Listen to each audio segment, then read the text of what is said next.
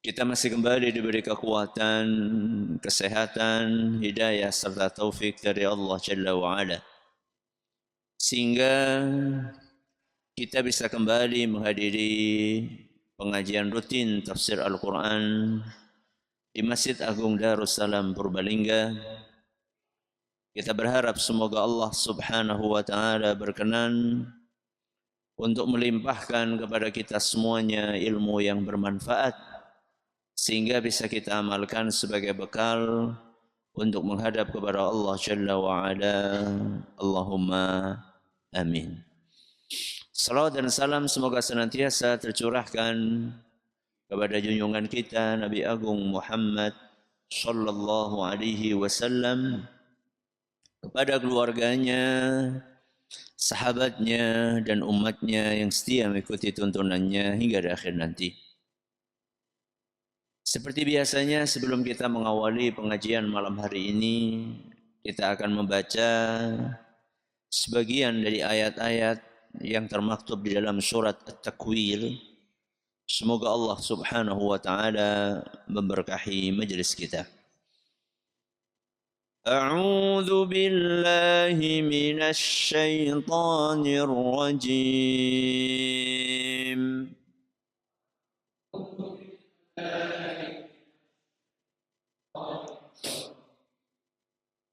بسم الله الرحمن الرحيم.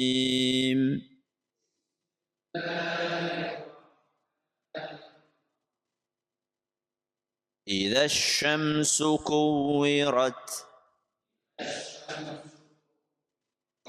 وإذا النجوم انكدرت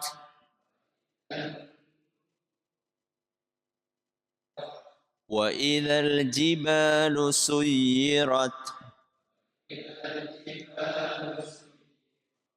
وإذا العشار عطلت وإذا الوحوش حشرت وإذا البحار سجرت وإذا النفوس زوجت وإذا الموءودة سئلت بأي ذنب قتلت وإذا الصحف نشرت وإذا السماء كشطت وإذا الجحيم سعرت وإذا الجنة أزلفت علمت نفس ما أحضرت.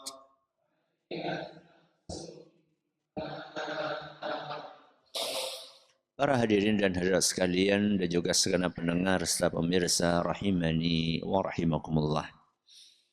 Pada pertemuan yang lalu kita telah membahas ayat yang ketiga dari surat napa? At-Takwir. Ayat yang pertama bunyinya napa? Idza syamsu kuwirat.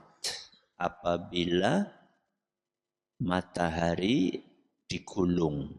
Berarti membicarakan tentang matahari. Terus ayat kedua apa? Wa idzan nujumu kadarat.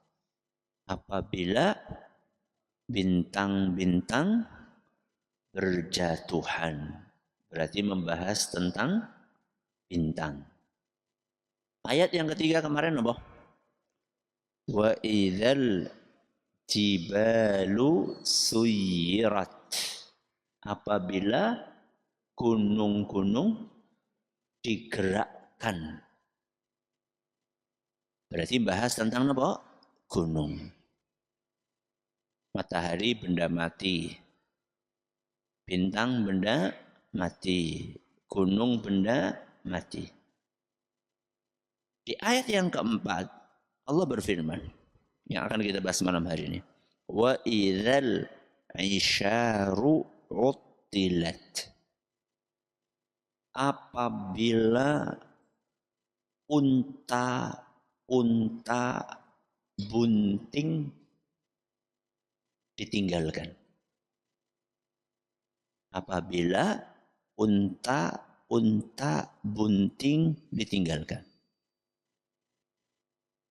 Kalau ayat pertama, kedua, ketiga membahas tentang benda-benda nopo mati, maka ayat yang keempat membahas tentang makhluk hidup.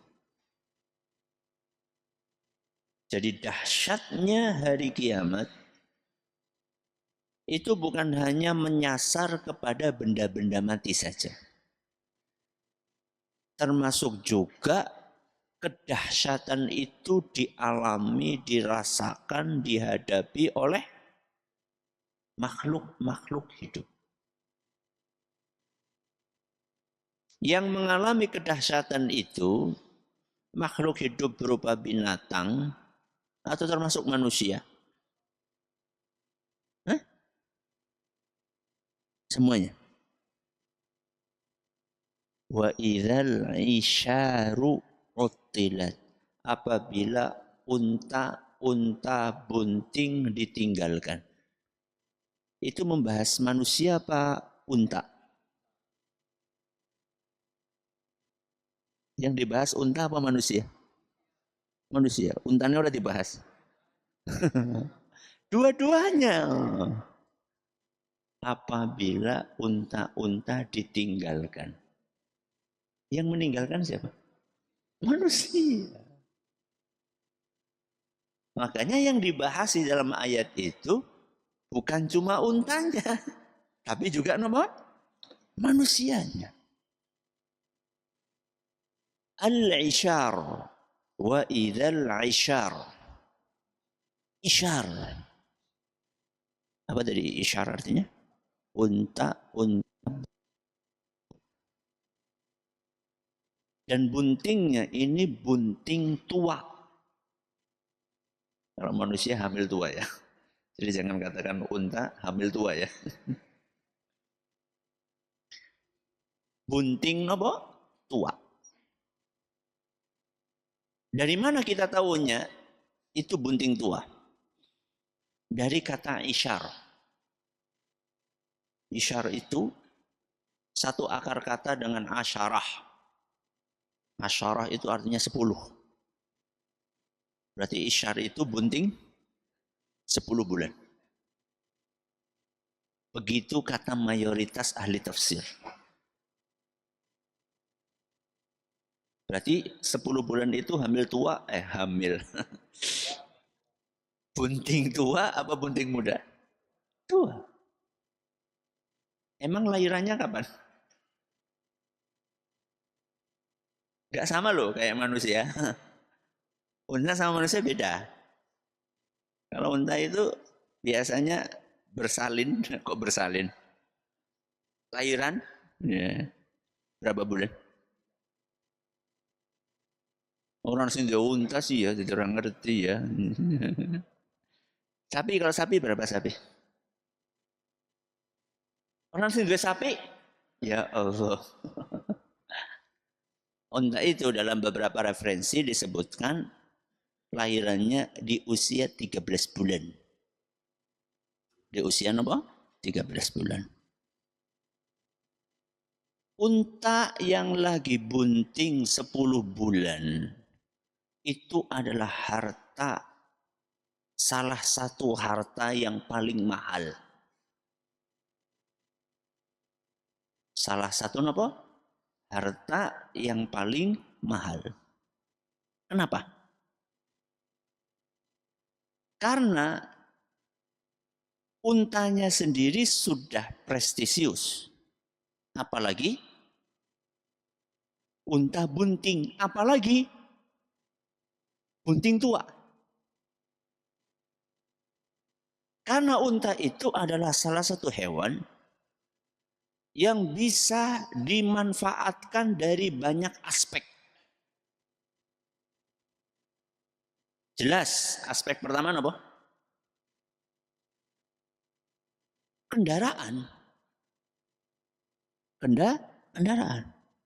Tunggangan kan. Aspek yang lain apa?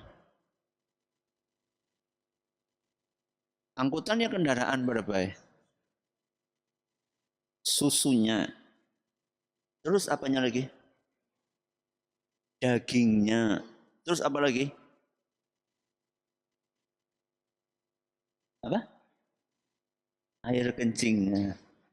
Ya wis ora apa-apa. Terus apa lagi? Wool. Bulunya. Itu bisa buat baju, bisa buat permadani, bisa buat selimut, bisa buat. Dan ingat, yang lagi dibahas dalam ayat ini bukan sembarang unta, tapi unta yang bunting. Berarti sebentar lagi ada anak.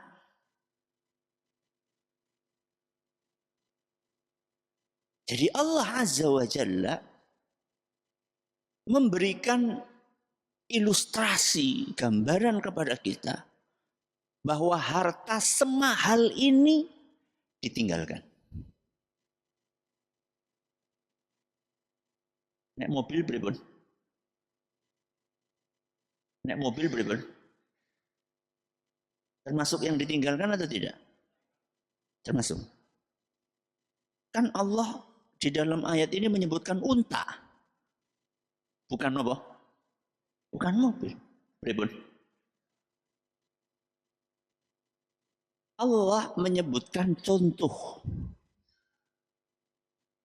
Bukan sedang membatasi bahwa yang ditinggalkan cuma unta.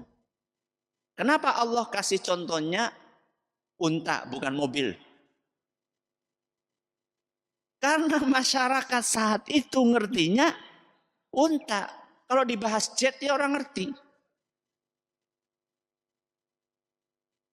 Jadi Allah Azza wa Jalla itu menyampaikan sesuatu yang bisa dipahami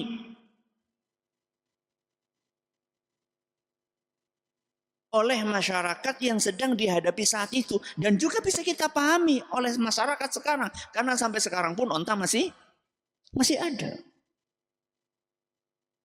Dan para ulama kemudian menganalogikan, mengkiaskan bahwa yang ditinggalkan hari itu adalah semua jenis harta. Yang mahal apa yang murah? Yang mahal aja ditinggalkan, apalagi sendal jepit. Kira-kira kayak gue.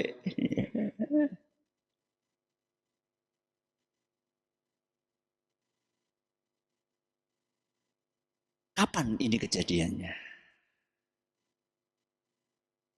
Onta-onta bunting ditinggalkan pemiliknya. Kejadiannya kapan?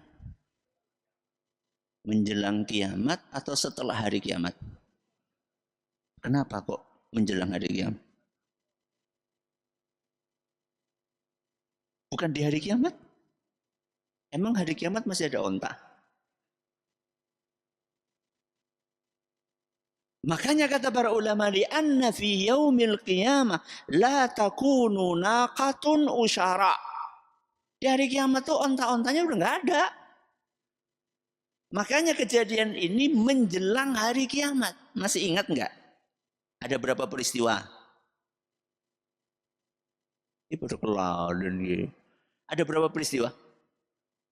10 peristiwa. Pembagiannya gimana? 5 peristiwa menjelang hari kiamat.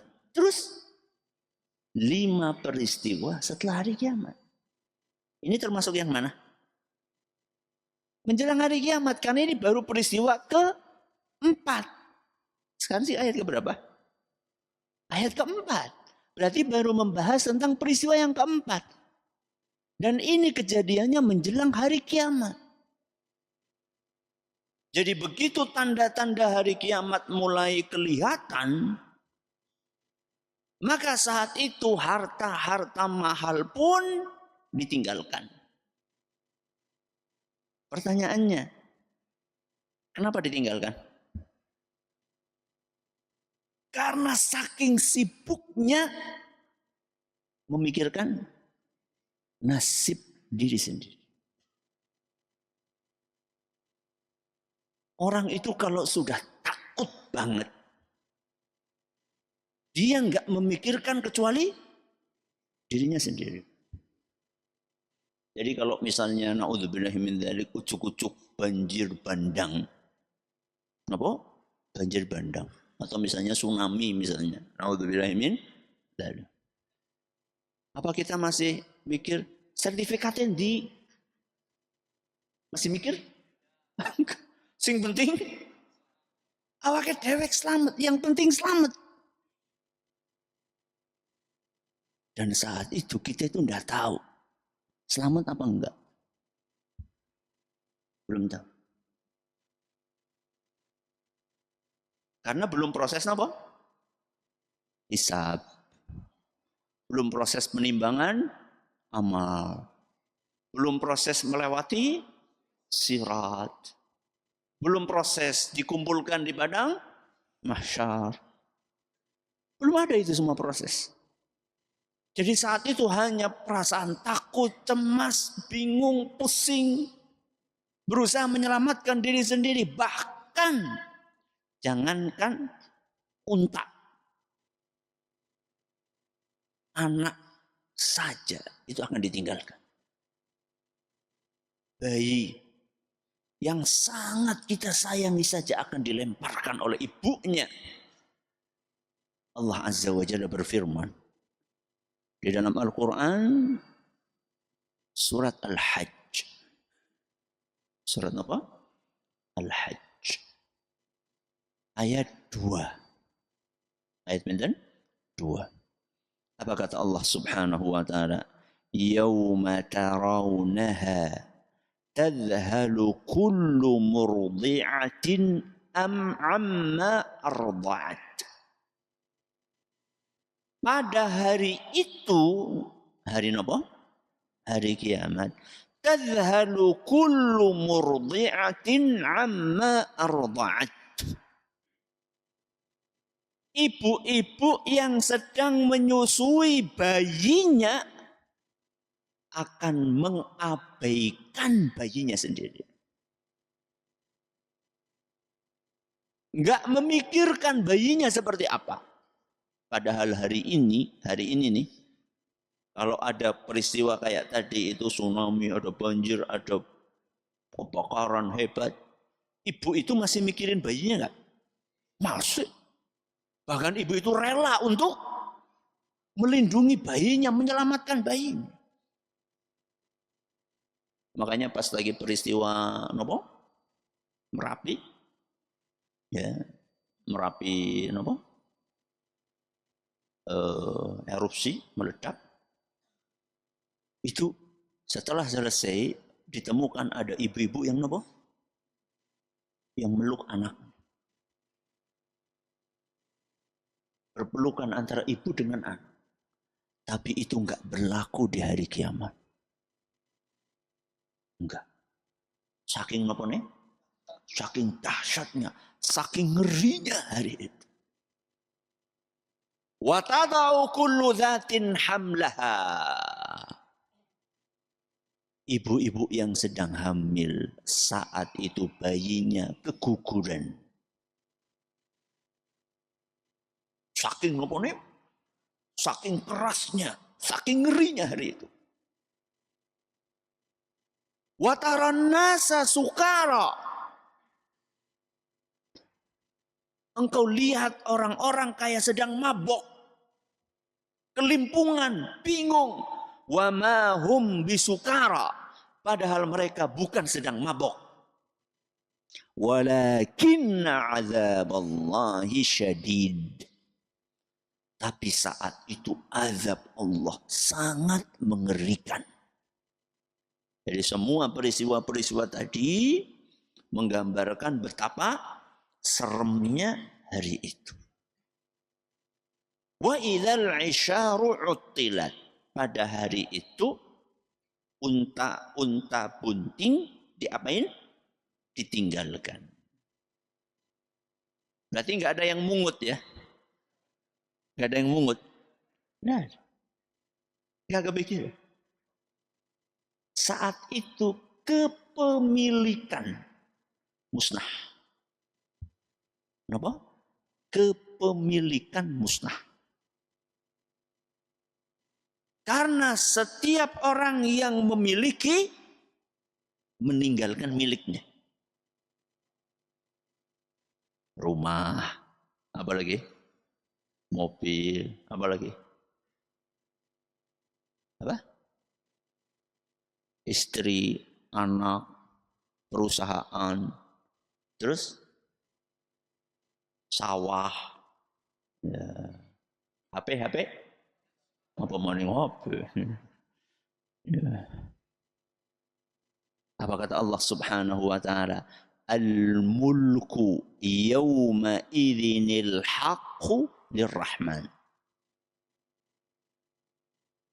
Pada hari itu kepemilikan dan kekuasaan adalah hanya milik Allah Azza wa Jalla. Surat Al-Furqan ayat 26.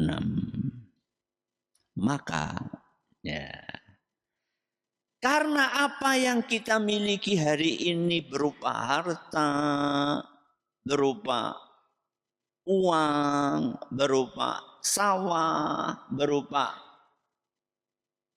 perhiasan, itu semuanya akan kita tinggalkan di hari kiamat.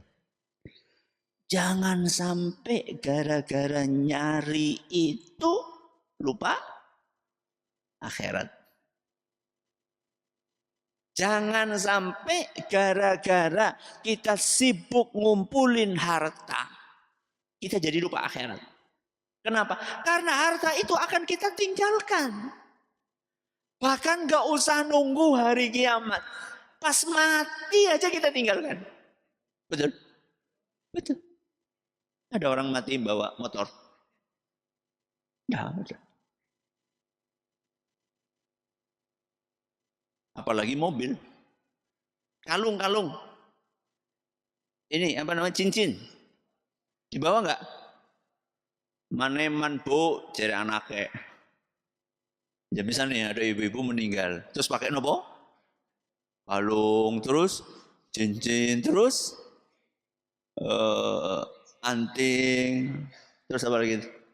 Gelang, emas itu. Apa kata anaknya? Maneman bu, mendingan gosing. Gak akan dibawa.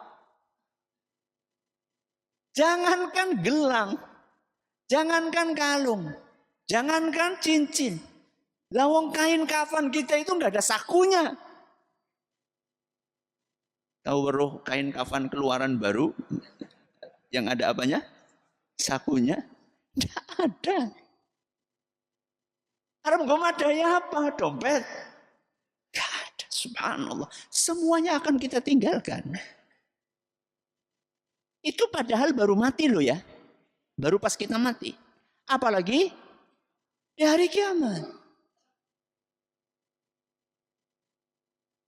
Yang kita tinggalkan yang halal. Harta yang halal apa yang haram? Yang akan kita tinggalkan harta-harta yang halal apa yang haram? Semuanya. Lawong harta yang halal saja kita tinggalkan. Apalagi yang haram. Pertanggungjawabannya itu berat di hari kiamat.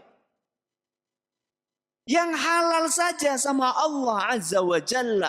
Pertanyaannya sangat detil. Dari mana? Terus apa? Untuk apa? Min aina iktasabahu wa fima anfaqah, kata Nabi SAW. Dari mana harta itu didapatkan dan untuk apa apa harta tersebut? Yang halal saja didetilkan kayak gitu.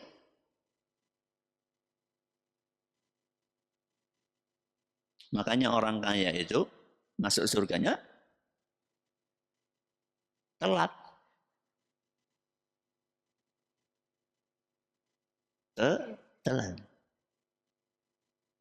Kata Rasul sallallahu alaihi wasallam, orang kaya, orang miskin masuk surga duluan sebelum orang kaya. Binisfi yaum. Perbedaannya setengah hari. Berapa perbedaannya? Setengah hari. Priwe, papa apa ora papa? Hah? Orang miskin masuk surga, setengah hari kemudian baru orang kaya. Problem atau bukan problem? Hah? Cuma setengah hari kok. Ingat ya, setengah hari di hari akhirat. Khamsi mi'ati amin. Kata Nabi SAW, 500 tahun. Jadi orang yang miskin sudah marem menikmati apa? Surga. Berapa tahun? Setengah abad. 5 abad. 5 abad ya? 5 abad. Kan 1 abad 100 tahun. Tadi berapa tahun? Berarti kan 5 abad. 5 abad wis marem nembe apa? Untuk wong sugih. Gimana jenengan pengen jadi orang kaya orang miskin?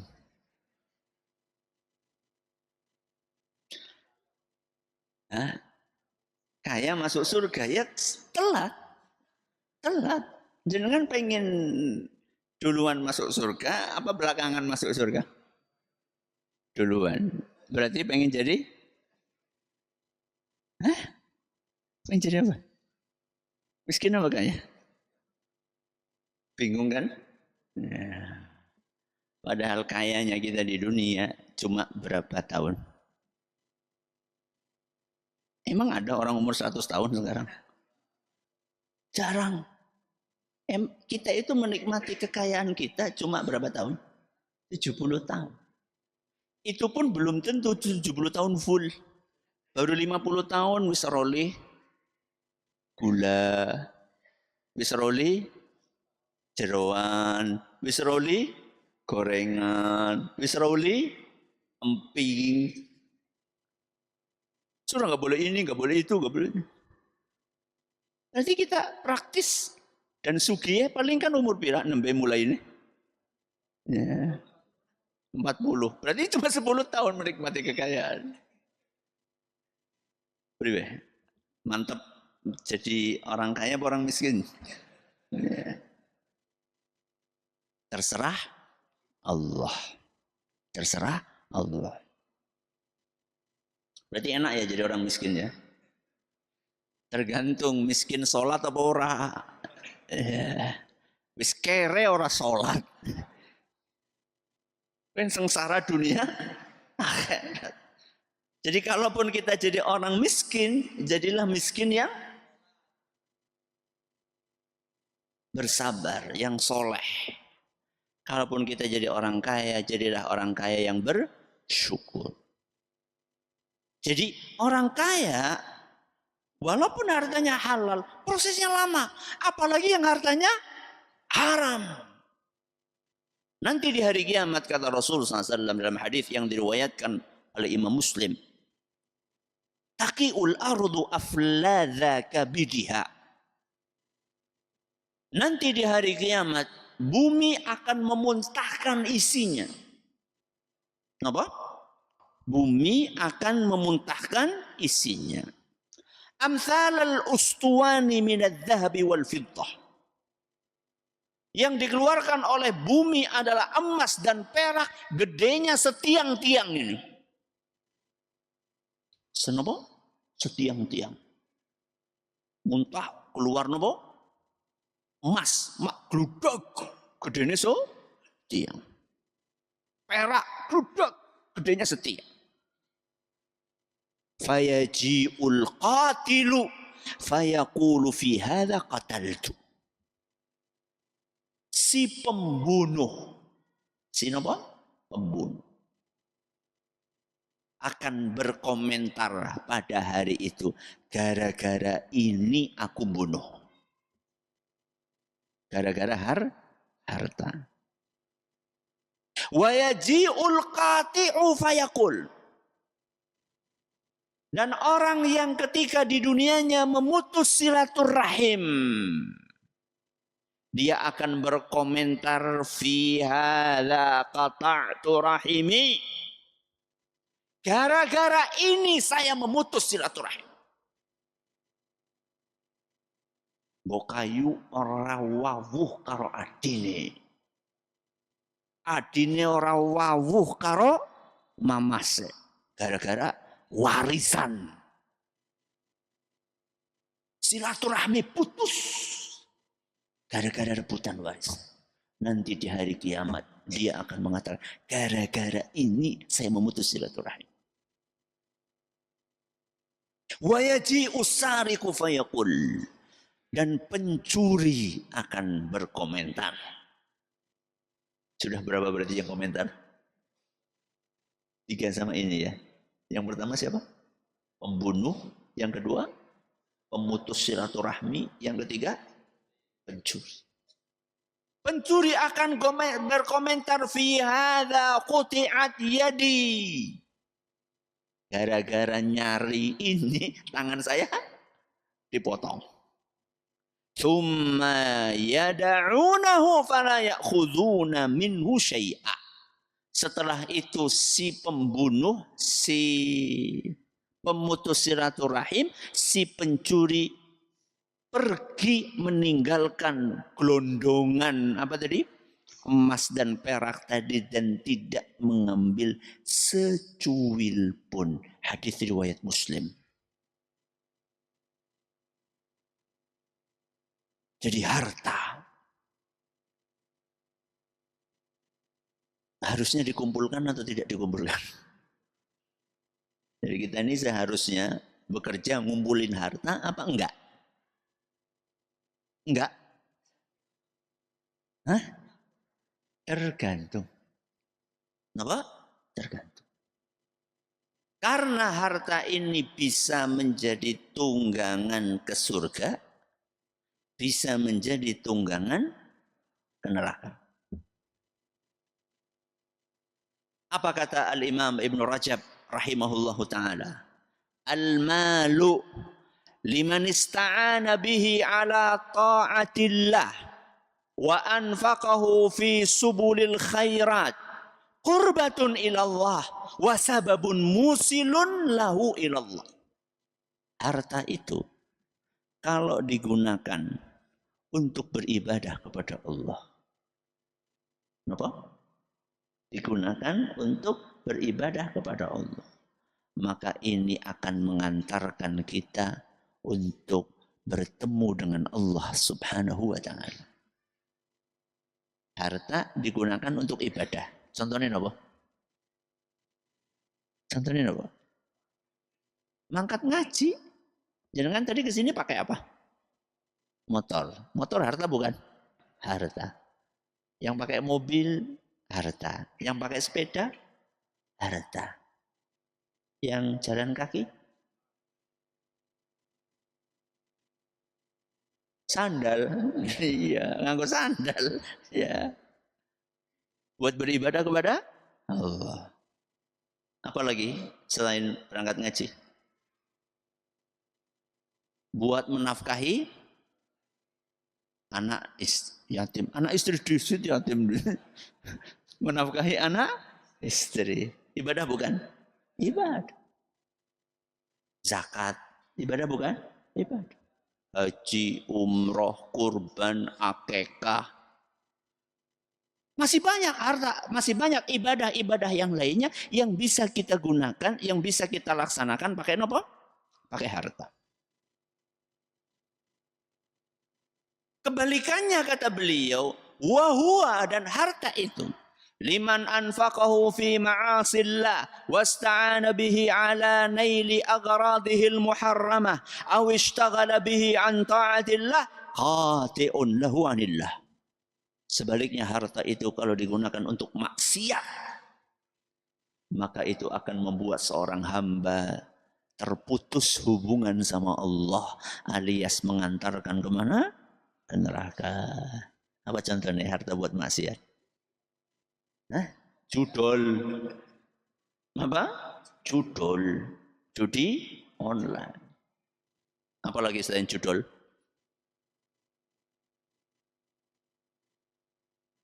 Ngutangi sing ana ndoge. Alias apa? Riba. Punya duit tapi buat modal jadi rentenir. Rentenir yang terstruktur maupun rentenir yang tidak terstruktur. Rentenir itu kan ada yang terstruktur dan ada yang tidak gitu ya. Jangan ngerti lah maksudnya. Itu untuk berbuat maksiat kepada Allah. Untuk beli miras, untuk berzina, untuk beli togel. Ya. Atau kata beliau, awishtaghala bihi an ta'atillah. Atau harta itu membuat dia terlalaikan dari ibadah kepada Allah. Kalau tadi hartanya buat maksiat. Kalau ini hartanya membuat dia jadi lalai dari beribadah kepada Allah. Contohnya, saking sibuknya jaga toko nganti orang mangkat masjid. Bapak-bapak apa ibu-ibu?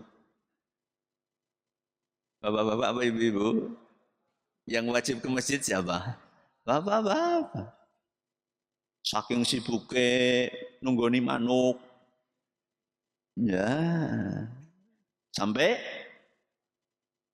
enggak ke masjid. Saking sibuknya mancing. Ya. Dolanan apa? Darah. Nganti orang sholat. Hati-hati. Darah itu harta atau bukan? Harta. Burung kan termasuk bagian dari harta. Ternak kan atau hewan kan? Hewan piaraan. Berarti apa yang kita sampaikan tadi bahwa onta-onta itu akan ditinggalkan, itu tidak berarti bahwa kita nggak perlu untuk bekerja mengumpulkan harta, bukan. Tapi harta itu didapatkan dengan cara apa dan untuk apa. Kalau didapatkannya dengan cara yang halal dan digunakannya di jalan yang diridhoi sama Allah, justru ini akan membantu kita nanti di hari kiamat. Ittaqun nara walau bisyiqqi tamrah. Kata Nabi SAW. Lindungilah tubuhmu dari neraka. Walaupun hanya dengan sedekah kurma separuh. Kurma harta atau bukan? Harta. Ternyata harta itu bisa melindungi tubuh kita dari neraka. Kalau apa tadi? Dapatnya halal, digunakannya di jalan yang benar. Tapi sebaliknya ketika harta itu didapatkannya dengan cara yang haram, digunakannya di jalan yang haram, maka itu akan menyebabkan tubuh dibakar di neraka. Kullu lahmin nabata min suhtin fannaru aula biha. Setiap daging yang tumbuh karena barang haram, maka tempatnya di neraka. Berarti harta ini pisau bermata dua. Apakah pisau ini akan tajam untuk mencelakakan kita atau tajam untuk memberikan manfaat kepada kita? Masing-masing berusaha untuk introspeksi dirinya sendiri. Semoga bermanfaat. Terima kasih atas perhatiannya. Mohon atas segala kurangannya. Kita akhiri dengan doa kafaratul majlis. Subhanakallahumma bihamdika asyhadu an la ilaha illa anta astaghfiruka wa atubu ilaik. Assalamualaikum warahmatullahi wabarakatuh.